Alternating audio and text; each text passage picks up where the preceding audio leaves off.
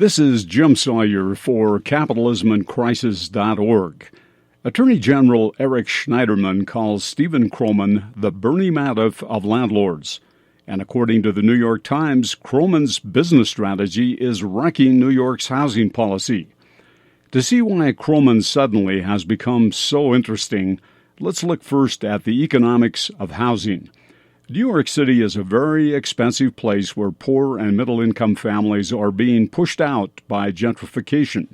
To push back and to keep many New Yorkers from being pushed out, progressives have rallied around rent controls. So this is the way rent controls or price caps work. Whenever the quantity demanded of anything exceeds the quantity supplied, price rises.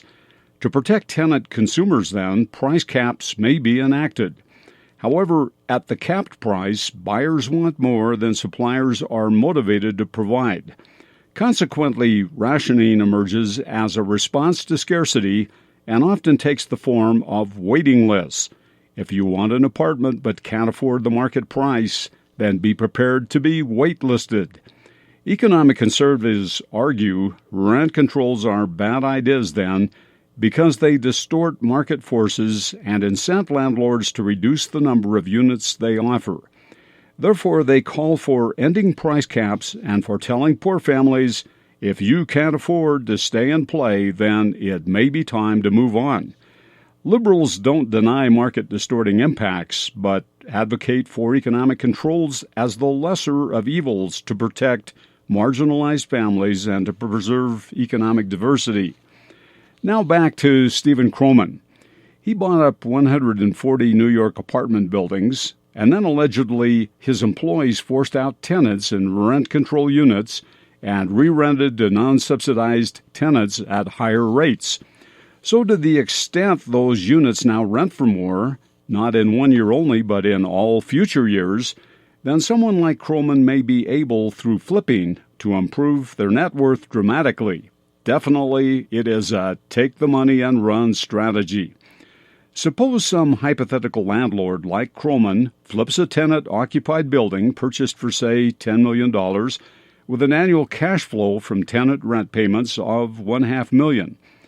Now, to show the power of flipping, assume all other things equal, as economists say, cash flow from tenants can be jacked up overnight by $100,000. Well, hypothetically, the building flipper just made a paper windfall of about $2 million. But if it is a leveraged purchase financed with a loan of, say, 20% down, then the flipper just doubled their money. And the disclaimer? Well, the capital asset valuation strategy used for illustration assumes a useful building life of about 5 decades and a prevailing interest rate of about 4%. Our conclusion? Well, probably you guessed it. With regard to public policy, flipping strategies may motivate economic players to take the money and run rather than to stay put and offer consumers vital services over the longer haul. Indeed, it turns suppliers away from selling products instead toward becoming leveraged serial flippers of businesses instead. Of course, this is how short-term thinking looks. From Boulder, Colorado, this is Jim Sawyer for Capitalism In Crisis.org.